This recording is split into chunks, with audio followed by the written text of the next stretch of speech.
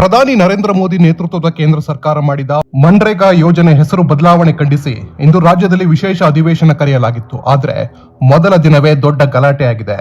ಜಂಟಿ ಅಧಿವೇಶನ ಉದ್ದೇಶಿಸಿ ಭಾಷಣ ಮಾಡಲು ಆಗಮಿಸಿದ್ದ ರಾಜ್ಯಪಾಲ ತಾವರ್ ಚಂದ್ ಗೆಹ್ಲೋಟ್ ಸರ್ಕಾರ ನೀಡಿದ ಭಾಷಣ ಓದದೆ ಕೇವಲ 2 ಸಾಲು ಓದಿ ಅಧಿವೇಶನದಿಂದ ಹೊರನಡೆದಿದ್ದಾರೆ. ಗವರ್ನರ್ ಈ ರೀತಿ ಮಾಡಿದ್ದಕ್ಕೆ ರೊಚ್ಚಿಗೆದ್ದ ಕಾಂಗ್ರೆಸ್ಸಿಗರು ಸದನದಲ್ಲೇ ಅವರಿಗೆ ಮುತ್ತಿಗೆ ಹಾಕಿದ್ದಾರೆ.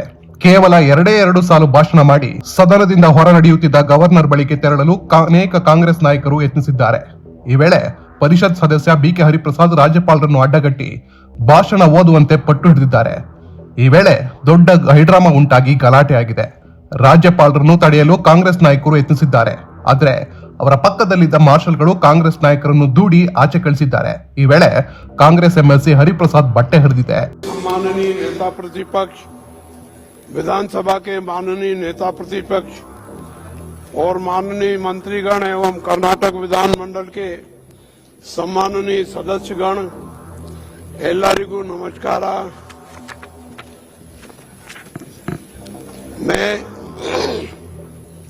मैं राज्य विधानमंडल के संयुक्त अधिवेशन में आप सभी का हार्दिक स्वागत करता हूं।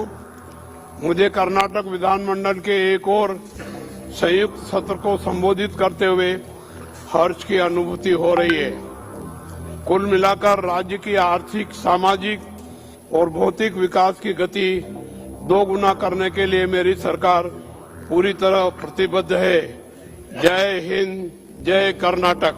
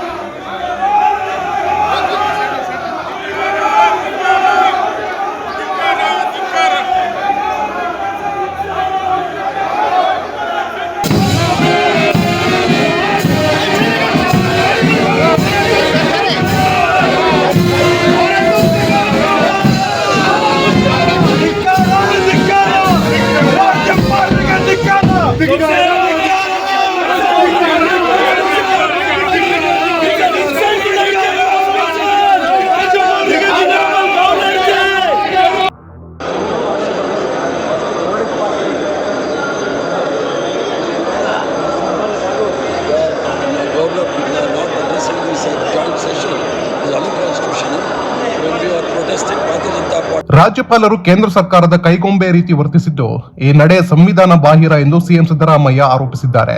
ರಾಜ್ಯಪಾಲ ಗೆಹ್ಲೋಟ್ ತಮ್ಮ ಕರ್ತವ್ಯವನ್ನು ಪಾಲನೆ ಮಾಡಿಲ್ಲ. ಹೀಗಾಗಿ ಸುಪ್ರೀಂ ಕೋರ್ಟ್ ಮೊರೆ ಹೋಗುವ ಬಗ್ಗೆ ಚರ್ಚೆ ಮಾಡಿ ಮುಂದಿನ ತೀರ್ಮಾನ ಕೈಗೊಳ್ತೇವೆ. ರಾಜ್ಯಪಾಲರು ತಾವೇ ತಯಾರು ಮಾಡಿದ ಭಾಷಣ ಮಾಡಿದ್ದಾರೆ. ಈ ಮೂಲಕ ಸಂವಿಧಾನದ ವಿಧಿಗಳನ್ನು ವಿರೋಧಿಸಿದ್ದಾರೆ. ರಾಜ್ಯಪಾಲರ ನಡೆ ಖಂಡಿಸಿ ನಮ್ಮ ಶಾಸಕರು ಪ್ರತಿಭಟನೆ ಮಾಡ್ತಾರೆ ಎಂದು ತಿಳಿಸಿದ್ರು. ಸಂವಿಧಾನದ ಪ್ರಕಾರ ಭಾಷಣ ಮಾಡುವುದು ರಾಜ್ಯಪಾಲರ ಕರ್ತವ್ಯ. ರಾಜ್ಯಪಾಲರು ಅವರು ರೆಡಿ ಮಾಡಿದ ಭಾಷಣವನ್ನು ಓದುವಂತಿಲ್ಲ. ಸರ್ಕಾರ ರೆಡಿ ಮಾಡಿದ ಭಾಷಣವನ್ನು ರಾಜ್ಯಪಾಲರು ಓದಲೇಬೇಕು.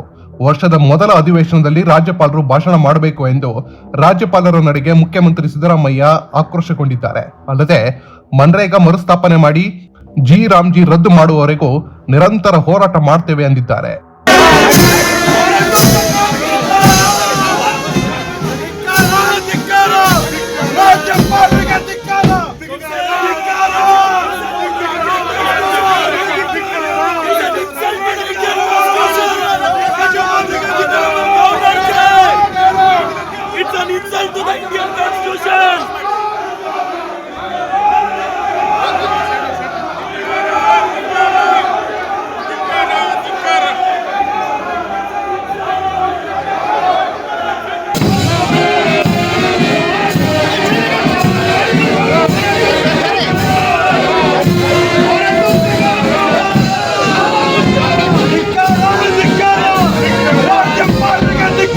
ಧಿಕ್ಕಾರ